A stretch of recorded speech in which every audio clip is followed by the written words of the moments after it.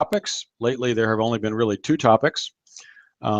We will start branching out again, but politics has certainly dominated the news flow and the market flow in the past 6 months, maybe a little more, since the British vote in June, on June 23rd. Today's topic is taken from a column that I did last week titled "The Spotlight is Elsewhere, Mario Draghi and the ECB." I would say that for the next 6 months to a year, and probably longer, or possibly longer, the decisions and the greatest impact on what ECB policy will have, and therefore its monetary policy in Europe, will really not be determined anymore by the ECB. In other words, the ECB is not going to be in the position, I think, for the next 6 months to a year at least, to be deciding based what the policy in the European Union should be, the monetary policy, deciding based solely on economic factors in the ECB. In other words, what is good for the European economy? Do they need lower rates? Do they need more QE? Do they need higher rates? The basis of the EU policy, they were a bit tardy coming to the idea, but they've embraced it rather fully, is the same as the US. And that is that lower rates were necessary, that quantitative easing, the EU doesn't call it that, but that's what it is necessary to underpin the economy. There are two problems for the ECB. Well, let's go back a little bit further. I did a webinar with Boris Schlossberg from BK Management and Harry Dent, a well-known author, last week about the economic effect, if you will, of the Trump presidency, which, of course, no one knows. It just started. Actually, today was the first business day. And one of the points that I made, backed up by several other of the members of the panel, was that if you want to look at the long-term effect of interest rates, low interest rates and a zero-rate policy on an economy, then you don't have to speculate. You have the shining, although not so shiny, example of what Japan has tried to do in the past 20 years. If you ever needed a better example of why, or not even an example of why, but an example of the fact that low interest rates alone are incapable of promoting economic growth, then you have Japan. You don't really have to go any further. You can just look at the record in Japan for almost the past generation. So this is one of the ECB's problems. It turns out, I think, and certainly the proof will start coming in the forms of economic papers in the next number of years, as to what zero interest rates can actually accomplish and what they can't, what they have done. And this no longer is a speculative endeavor. It's an empirical endeavor. We have facts. We have statistics. We have things to be correlated and things to be looked at. And I trust that the academic economic community will begin to do this, so that in the future, aside from the politics, we will know the economics of what zero interest rates have done. Just on an observational and anecdotal level, it seems pretty obvious that whatever their positives effects are, one of them is not promoting strong economic growth. No place around the world that has used and currently is using very low interest rates have experienced strong economic growth. One would almost think that there is an inhibitor, as I do, within the lower end of the interest rate scale that inhibits, that prevents, or at least retards economic growth. It retards the types of business decisions, or delays them, that promote growth. So for the ECB, there are a myriad of problems heading out into this year. We are only on the 23rd of January. And almost everything, it seems, in the world and in the abeyance was held in abeyance for the inauguration of Mr. Donald Trump as president. Well, Mr. Trump is no longer president-elect. He is no longer Donald J. Trump. He is no longer the Donald, or anything else you would like to call him, depending on your politics, I guess. He is now the president of the United States. His decisions and his policies are about to become economic, business, political reality. We are moving from the realm of speculation and all sorts of other emotions to the realm of reality. And for the ECB, this is a twofold issue.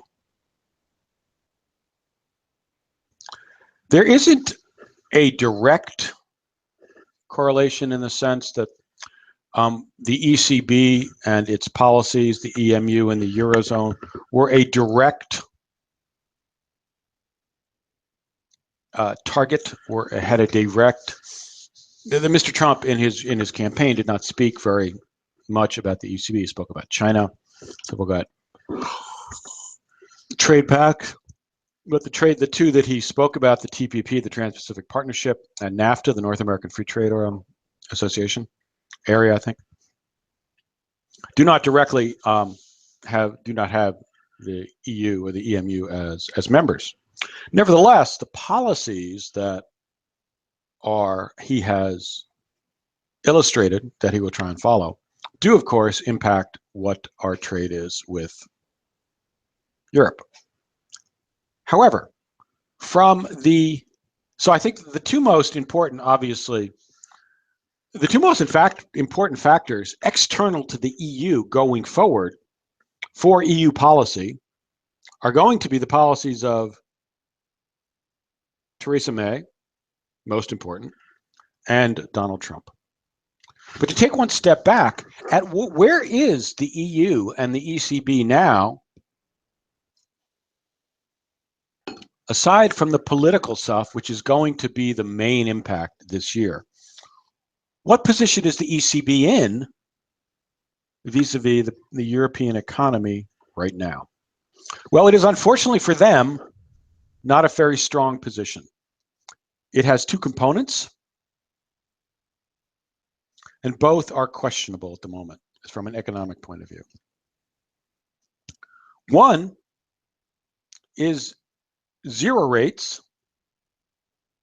quantitative easing, they call it something else, have been insufficient to promote economic growth. The interesting fact is that the policies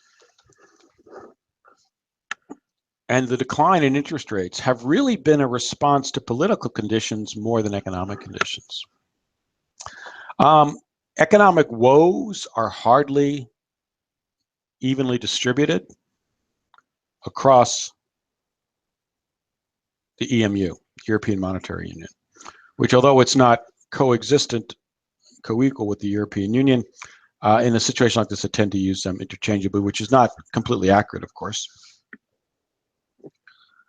Low interest rates from the ECB have not completely, but largely been a response to political events in the EU. Initially, although they were, of course, pretty much denied the fact that they would do this. I'm thinking, of course, of the Greek problem starting in, well, quite a few years ago now, in 2010, really. The ECB did not deliberately lower rates to prevent any problems coming from Greece. However, that has not been their response to the British vote to leave the Union back in June. There they have, most assuredly, lowered rates to do what they can to mitigate the circumstances that the EU fears will transpire when the British leave. Now, there, excuse me, there is little proof anywhere in the world that I can find, Japan, the United States, or the EU, that low rates promote economic growth. What they seem to do, hold on, let me just mention here, of course, the way we usually run these webinars. Anybody has any comments, questions, or any other thing they'd like to add, please type it into the chat. I am monitoring both the chat on a the live video channel is where we get most of our comments. So if you have anything to say you'd like to add, please, and I'll address it.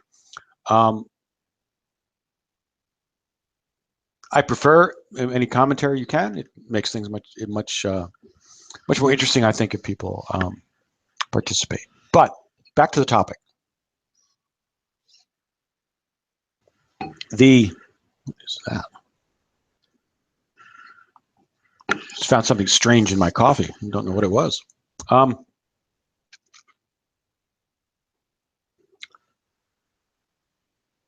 Whatever, let's put it this way. The ECB has largely fired all of its interest rate bullets. The gun is empty. They can reload it with even more program buying, but there's a big problem with that. They're running out of stuff to buy. And on the, I mean, talking about buying securities and bonds and things like that to lower rates. So the EU is heading into, and the ECB, what appears to be a year of potential turmoil without any real policy ammunition to utilize. And let's look at what we've got. In response to the Brexit vote, the ECB cut their interest rates to zero. Now, a sensible question would be for all of these policies, why do they do it? Especially the latter policies, but you could say it's certainly of the United States and Ben Bernanke. If you have Japan out there as a shining, but as I said, not shiny example of what can actually and what cannot be accomplished by zero rates over a long period of time, then why would you do this policy? Well, there are two reasons. One is policymakers looking at Japan will cite endless numbers of specific conditions which are specific to Japan that prevent Japan, or should prevent in their analysis, Japan from being used as any kind of paradigm for the policy of zero rates. I do not believe that's true, but I do believe that there are special circumstances in Japan, primarily the decline in population, that have blinded people to the degree of failure that's actually inherent in zero rate policies as economic policies, as policies to promote growth. So we can take it for a fact that nobody was looking at Japan, or whatever they were looking at, they were ignoring or making excuses for the evident failure of empirical, factual, right in front of your face based failure of zero rate and those types of policies in Japan to promote economic growth. Okay, so if we take the policy makers' position that Japan's a bad example and we're going to try it anyway, okay, we now have an example which will be much harder to ignore, and that is of the United States, where in order to maintain the idea that zero rates are a functioning and beneficial policy alternative, you can only do two things in the United States. One, which is the tact that the Fed has taken is that you simply say, well, things would have been worse. That's true, perhaps, but it's also unprovable. It is useless from any type of analytical point of view because it can't be answered. It's a counterfactual. It's theorizing. Nobody actually knows because it wasn't tried. So we can't say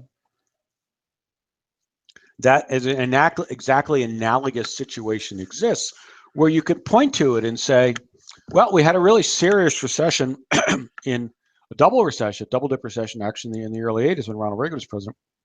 And this is the result. We didn't follow these policies, we followed different policies.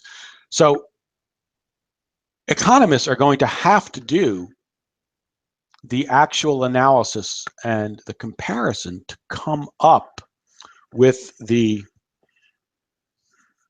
mathematics that put fact behind what we've observed.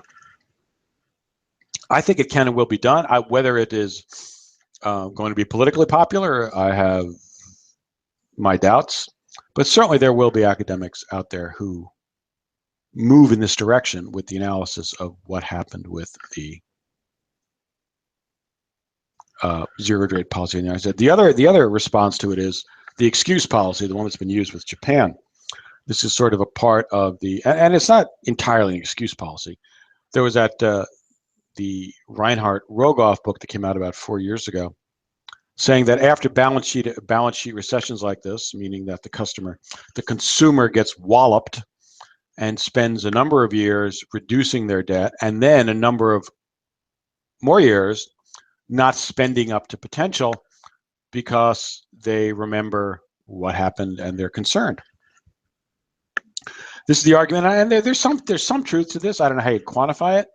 I remember the attitude of my parents to stock market. My parents had no investments essentially for all their lives until the very end in the stock market. And the reason is because they both had lived through the US Depression.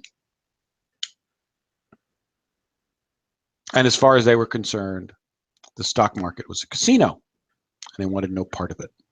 So these kinds of attitudes, now the Depression was a much more emotionally potent, especially because they were young. They were children and teenagers during the Depression, especially because, if you count it as, 10 years, 29 to 39, it's not quite fair, but it's because there was a very serious recession in 37.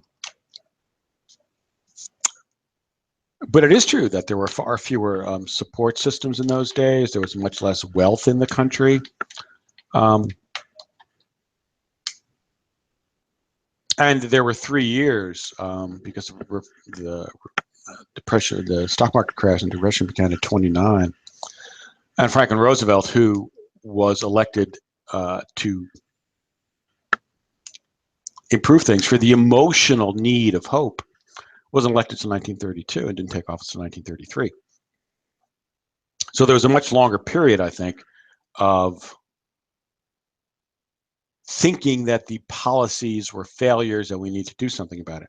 Here, the financial crash happened almost coincident with the 2008 election.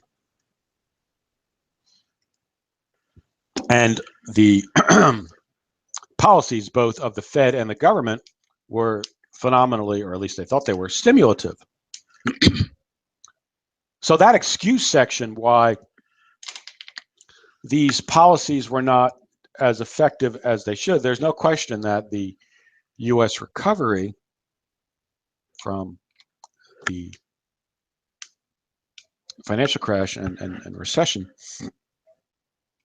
was both anemic by U.S. standards and quite effective by world comparative standards at the same time. So the ECB has examples. Wait, let's check what we have here. It has examples of the ineffectiveness of its current policies. So we'll just briefly talk about why is the ECB doing this. It's not a very large topic because they have to do something. This is an example of, I guess, the bureaucratic imperative to act when demanded, whether or not that act is going to have any long-term beneficial problems or effects or not. There is a pretty realistic concern that the level of the stock market, which has been really the prime beneficiary of the zero interest rates and quantitative easing policies here in the United States, and you have to say in Europe as well, is something that's ripe to fall because it is a bubble. It's certainly the current president of the United States has said that during his campaign that he thought it was a bubble. I have two items on that. And again, this goes back to what the ECB has achieved and what is coming and what it can do about the political turmoil that seems to be headed its way.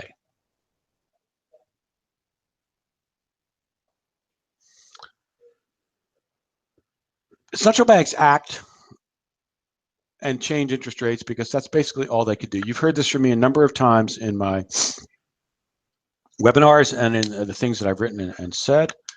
There is far less credit given to this idea than I think it deserves, because it and I know why, because it makes the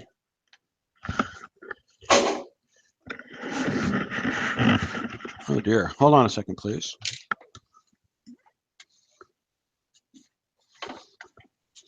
Excuse me for a moment. We had a slight crash here of the electronics. I have to make sure they, basically it sounds funny, but the computer just fell over. So I want to make sure that everything is still working. I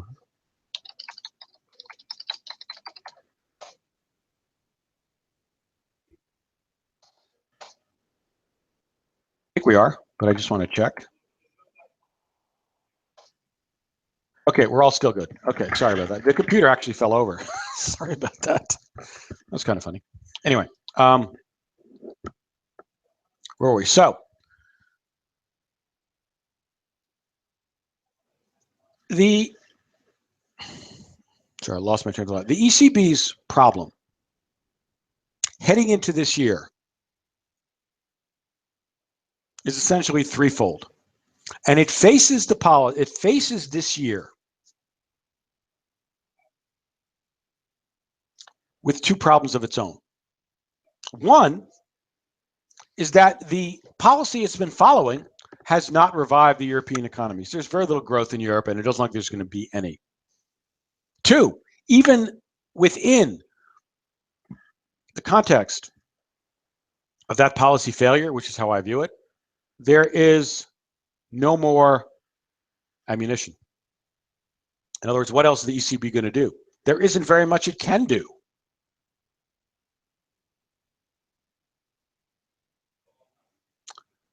The experiment with zero rates and negative rates has pretty much ended. Not all of European sovereign rates have returned to the positive, but a large swath of them have. I actually didn't check that before I came in.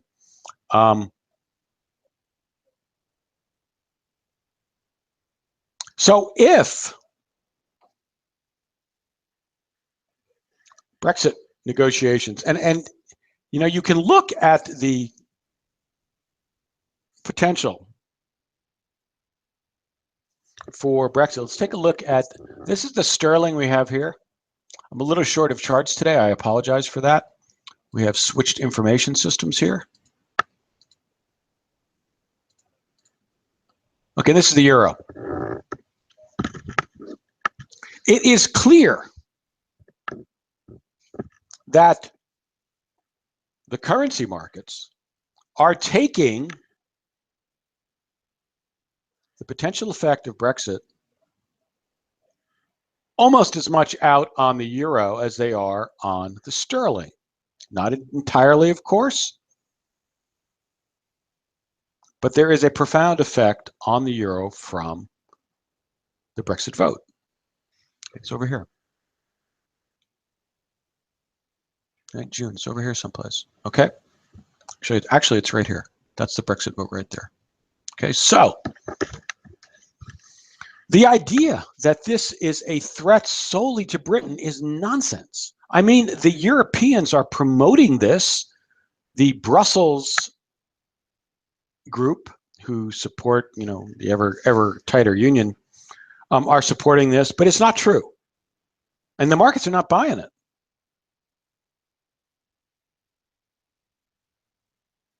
There is, I think, as good an argument to be made for the idea that Brexit and the British leaving the Union will be good for the European economy, good for the British economy in the long run. I think personally it'll be good for the Europeans as well, because it will make them face reality. Then it will be damaging. So just on the face of it, the British departure from the European Union is being viewed by the markets, I think, as dangerous for Britain as it is as for the European Union. And in my mind, of course, it's not the market view, but in my mind, it is more dangerous for the European Union than it is for Britain. Second, we have the election of Donald Trump in the United States with his purportedly, at least in its effect, anti-trade rhetoric. Now, I do not believe that it is anti-trade rhetoric.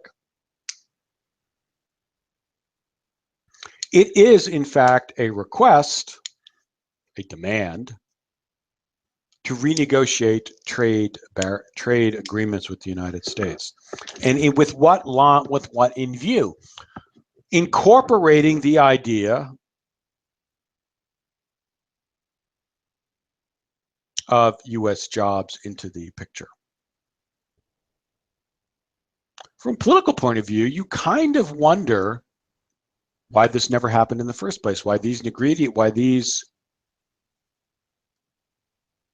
agreements and the people behind them were willing to essentially trade U.S. jobs for cheap consumer goods, because that's the essential trade. The argument is that both NAFTA and TPP reduce the cost of goods coming into the United States, and that is an overall benefit for the society that is laid against all of the jobs, the manufacturing jobs, which are lost. Now, this is the argument, the economic argument, the economic equation that has been supported by both the Democrats and Republicans here in the United States for a generation. The Trump revision of this is that you must include jobs in that equation. Well, if you start including jobs, U.S. jobs, in that equation, you end up with a very different balance. And that, I think, is the balance that he intends to try and redress. Now, how does this relate to Europe? In fact, it doesn't, or very little. Because whatever else you want to say about Europe, its products are not the result of a low-wage advantage.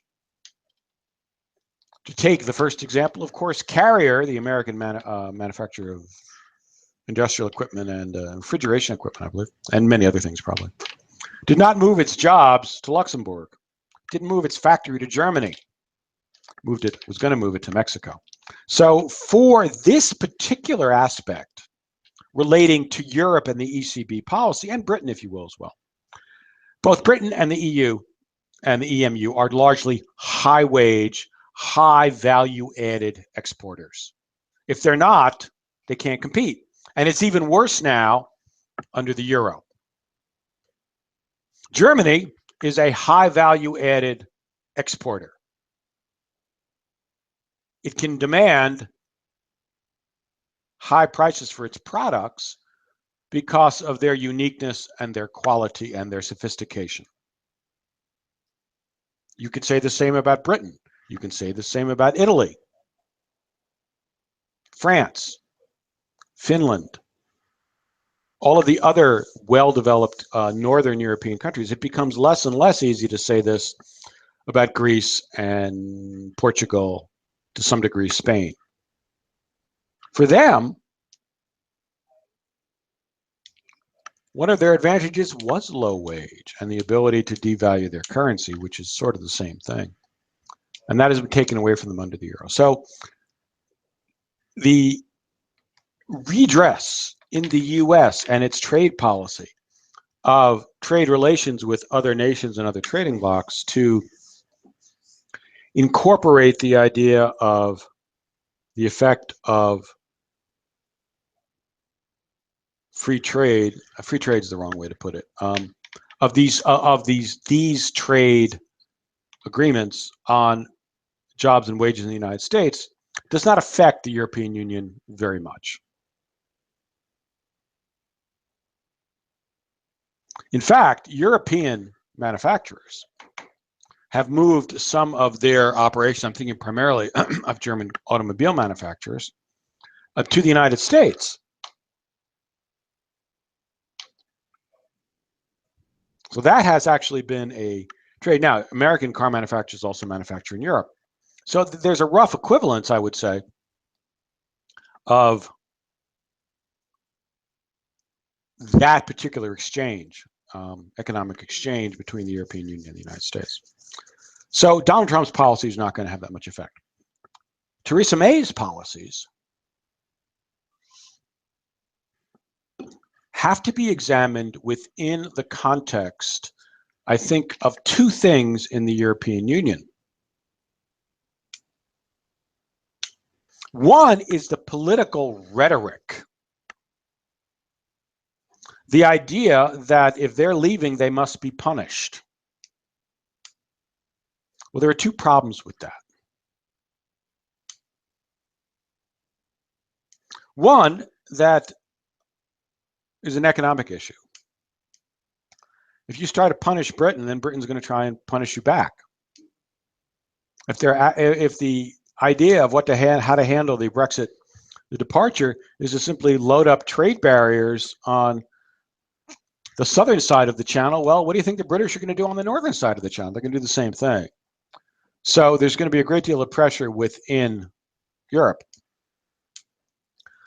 from European manufacturers to try to mitigate this as much as possible. Now, Britain, I believe, sends 40-some-odd% of her exports to the European Union. The European Union's exports to Britain are not 40% of the European zone, of the Eurozone's exports. It's probably much closer to 15 or 20%. Nevertheless, if it is unbalanced, it still is a large and will be vocal share of economic growth in Europe that is tied to exports to Britain. So I don't think that the idea, now you have to separate, of course, the negotiating idea from the actual product of the negotiations. When you go into a negotiation, everybody stakes out the most extreme positions. Therefore, when they retreat from their positions, as they will, they end up more where they thought they were, or closer to what they hope will be their ultimate position. This hardly needs discussing. This particular principle of human life is illustrated almost every night in my own household with my children. We want to read before we go to bed. An hour. No, 5 minutes. So we end up at 15 minutes. They're only 8. So that's a normal process of negotiation. The second problem is far more profound, I think, and it's one which is slowly dawning, I think, on the European negotiators. The votes in Europe this year internally in the Netherlands and in France will be, I think, profoundly influenced by the coverage and the positions that the Europeans take vis-a-vis the Brexit negotiations. Now, as far as the British negotiations go, they are lucky in relation to the Dutch vote. The Dutch vote is in late March. The official negotiations will barely have gotten started at that time because Britain is, I believe, going to activate the Article 50 process in, I think they said in March. That's the last I've heard. So there won't be a great deal of commotion officially about the potential terms to affect the Dutch vote. As it stands now, Geert Wilders' party will be the largest in the polls now, would be the largest plurality, meaning that he has the largest number of votes, but not a majority. But the other parties, including the current ruling party, have said that they will not form a coalition with Wilders' party.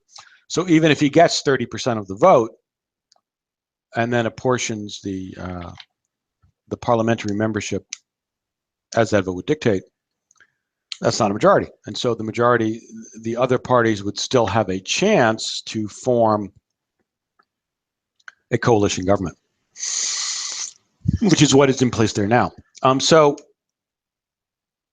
it's not expected that even if Mr. Wilders' party does come out to be the largest party in the Dutch legislature, that he'll be able to form a government. However, it is my thinking that the more the British are punished, the more the EU is dictatorial and demanding and vengeful, if you will, in pursuing these negotiations, then the rest of Europe, I think, in the, not all of Europe, but the parties that are already lined up against Brussels, even if not immediately advocating departure, will have increased sway.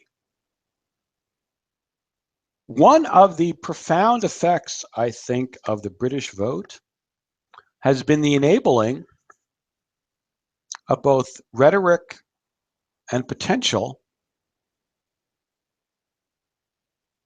and the shattering of the idea that the EU is inviolable. There are tremendous discontents in large parts of the continent. Some of it relates to immigration. Some of it relates to the lack of economic growth,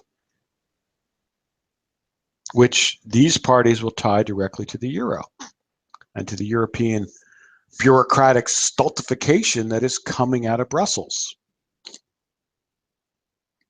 So the more aggressive, the more intransigent, the more dictatorial the EU appears in these negotiations, the greater ammunition, the more ammunition they provide to Wilders' party and Marine Le Pen's party in France, and although they have no vote scheduled, the Five-Star Movement in Italy, and perhaps even the German party, name of which I forget, which is recently formed. Germany is probably going to be the least potent anti-EU member, since Germany is by and large the greatest beneficiary of the EU, of the EMU, and that is because it keeps the euro at a far lower exchange rate than would normally be the case if the Germans were using the mark, and thus keeping German exports rolling. Okay, so on the one hand, for the EU, we have, or for the EMU, for the ECB, we have a policy which has been largely ineffective in creating growth because, in my mind, academic studies to come, zero rates cannot promote growth. Two, that even if they were an effective party, even if it was an effective policy, they're out of it. There's nothing else to do. They can't go more zero. They can go negative, but that's it. And the distortions from negative rates, I think even the central bankers of the world have recognized, are not worth the attempt. So on one hand, we have the ECB basically played out as far as its ability to exert influence on the European economies. We have this in the United States, the fount of modern quantitative easing. There is little, I know the Fed has been promoting this idea that we've reached full employment and therefore the rates need to go up. But there are little other indications that that's the case. If we were in a different world, take a hypothetical, and the US economic statistics of the past 3 years were the basis for Fed policy, but interest rates were at 3% on the 10-year or 3.5% or 4% rather than 0.75, would the Fed be considering raising rates? The answer is almost empirically no. So whatever the Fed says about its policies for raising rates, it's not because of economic statistics. It's because they're terrified there's going to be another recession. They're going to have nothing to do. Well, that's the situation that the ECB is in. So the Fed has clearly recognized that zero rate policies have their limits and you need to get out because there will be another recession. So the ECB is now constrained by the very promoters and originators of this modern zero rate quantitative easing policy. Okay. So if the ECB is one, stuck because it can't go any lower, and two, because it hasn't had any effect, and we have Brexit, the Dutch vote, the French vote, potential Italian vote, and a German vote, all pending this year.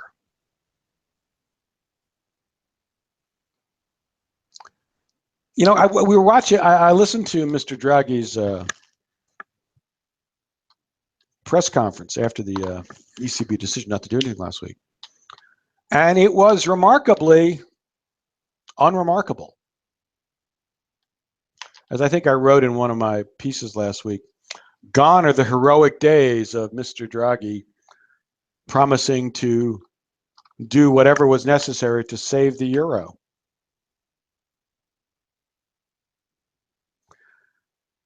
Because there was very little that Draghi can do then or now to save the euro. The euro is largely a political endeavor, masquerading as economic policy. And the politics of this union are moving in a very dangerous direction for the Europeans. This is aside from the cultural fact. I mean, we do discuss this in the, I discussed this in the webinar with Boris and Harry Dent. The idea that what is the largest political entity that a population can feel sort of an emotional loyalty to.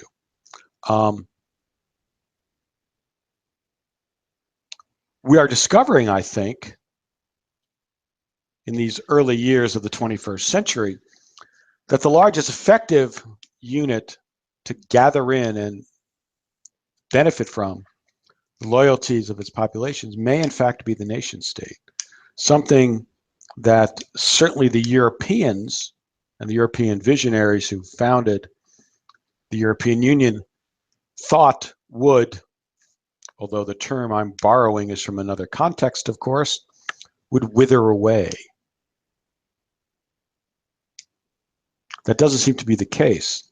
We are seeing a series of movements, United States, Britain, and elsewhere on the continent, which I have mentioned, that directly refute this idea. Now, are the negotiators and the decision makers in Brussels, but also informed, of course, by the national governments, primarily of France and Germany, going to take the hard line with Britain in these circumstances? And I have my doubts. Now, it's all very well and good to use vindictive rhetoric.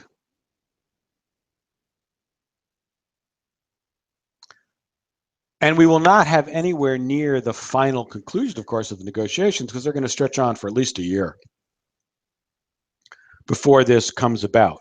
I would think that one goal that the Europeans will have this year is to have as little impact as possible on European politics, European separatist politics, this year from these Brexit negotiations. The last thing, I think, that people who believe in the ever tighter European association represented by the European Union and the European Monetary Union would want would be the type of rhetoric that can be used by the European separatist parties to their benefit. And I'm thinking primarily of Geert Wilders' party and the National Front in France, and potentially the Five Star Movement in Italy. Britain has a history of separation from the continent, and it is physically separated. And that idea informs British politics and British strategic thinking, no matter who's in charge, basically since the Romans. That's not true on the continent, of course, but Europe has its own, continental Europe, I mean, its own history,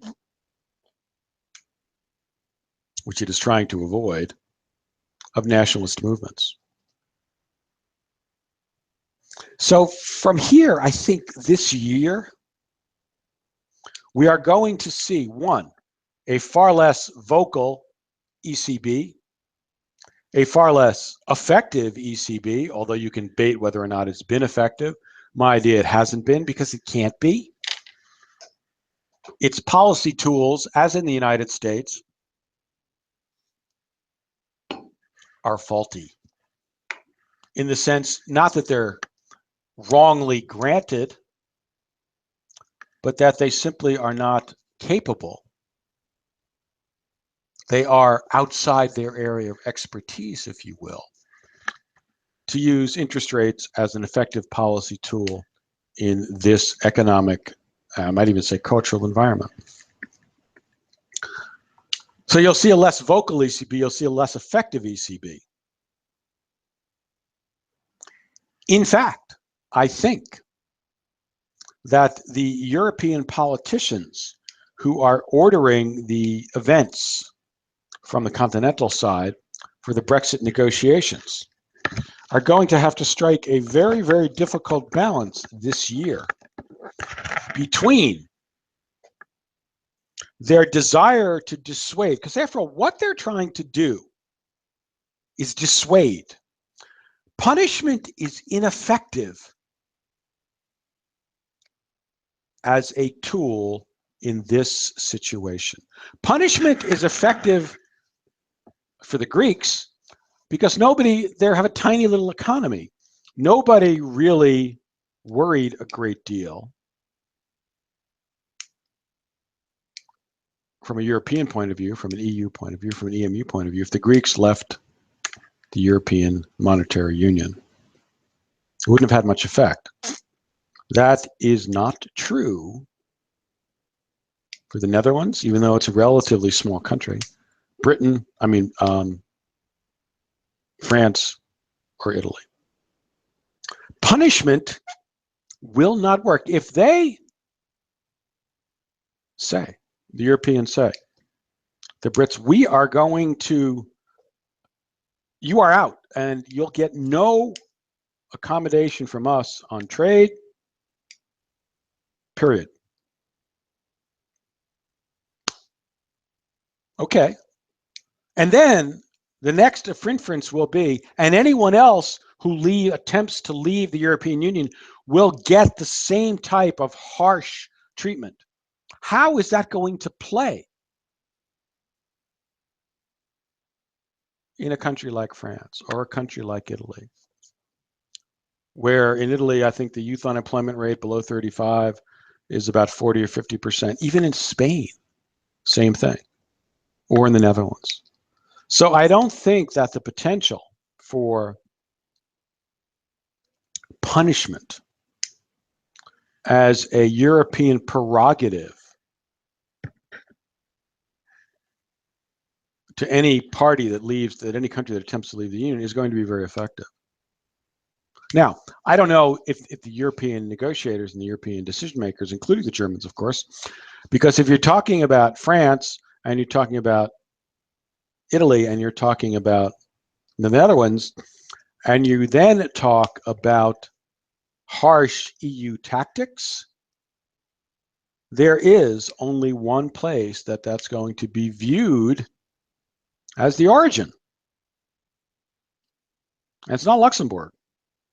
It's Berlin. And as we all know,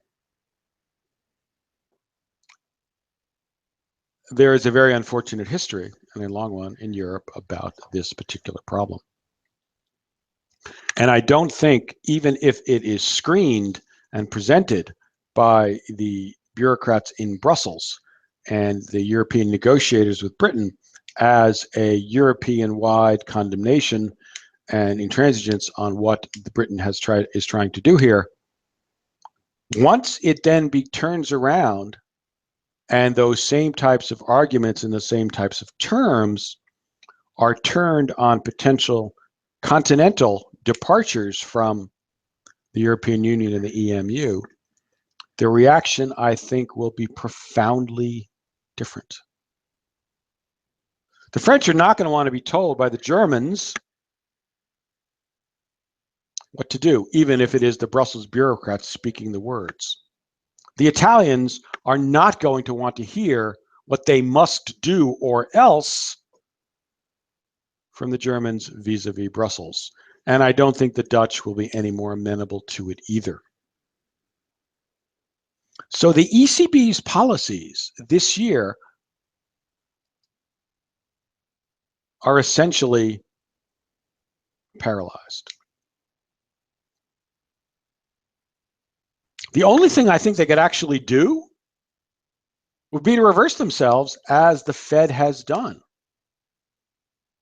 for whatever reason they want to say. Because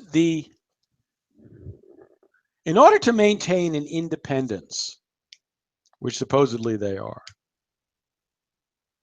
and frankly, as in here in the United States, the idea that raising rates 0.25% twice a year is going to have a large negative effect on the economy is almost as silly as the idea, which everyone believed, that interest rates and negative rates will have a positive effect on the economy.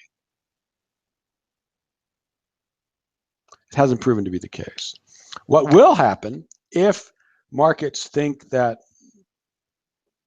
the Fed's rate program is going to be more dramatic than that, what will have an effect is if the credit markets then suddenly drive the rates much higher. So far, that has not happened. So back to where the ECB is this year and what they can do. As I said in a piece I wrote last week, the column, the spotlight is elsewhere.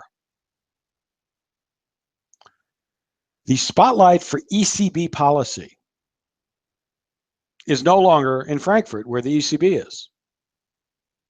For the reasons I've spoken about, the ECB can't do very much. So it's going to matter far more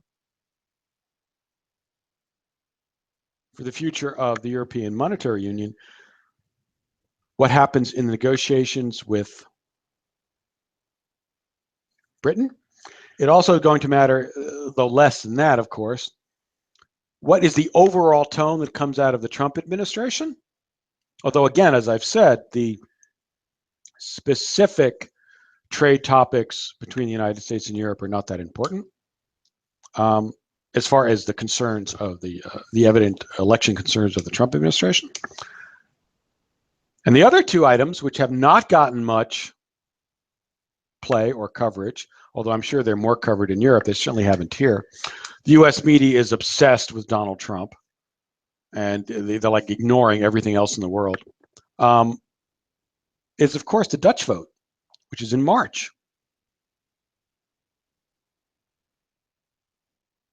Geert Wilders' platforms, or what he's said over the years, are to control immigration. I know it gets portrayed much more harshly in other venues, but that's where I'll put it. And to limit Brussels and EMU bureaucracy and their policies as much as possible within the Netherlands. That vote is going to be far more important to ECB policy, or at least the ECB's integration, not integration, the ECB's concerns than anything else. What if, remember, in some of the states that Mr. Trump won to swing the election to his side, the polling was off by 5 and 6%, well beyond the margin of error. Wisconsin, I believe, Mr. Trump was supposed to lose by 5 or 6 points, according to all the polls, the average of the polls. He won by 1%. A number of other states were like that. So we have to keep that in mind when we look at the run-up to the March election in the Netherlands. Is it not possible that instead of 25 or 26% of the vote that I think Mr. Wilders is polling right now, that he ends up at 35%? And even if that does not enable Mr. Wilders to form a government in the Netherlands, that will be a profound shock for the European bureaucratic structure in Brussels. So this is going to be the year, if you will, of the anti-EU, meaning not that they're all against the EU, but that you have to look, I mean EU, I meant ECB, sorry, that you must look to European politics and American international politics as well for clues to the future of the EU, the EMU, and the ECB. Because, as I said in the beginning, these three institutions are political institutions to a great degree, especially with the ECB masquerading as economic institutions. Okay, folks, I thank you very much for attending. I hope this has been of some entertainment value. We will do this again next week on Monday at 10 o'clock, as we do every week. I will try to avoid some of the topics we have covered rather at length over the past couple of months because there really had been no choice. And maybe we'll move on to some more strictly technical and currency topics. Again, I'd like to thank FX Street for the facilities to do this. Everyone have a great day, and we will see you again next week. Take care.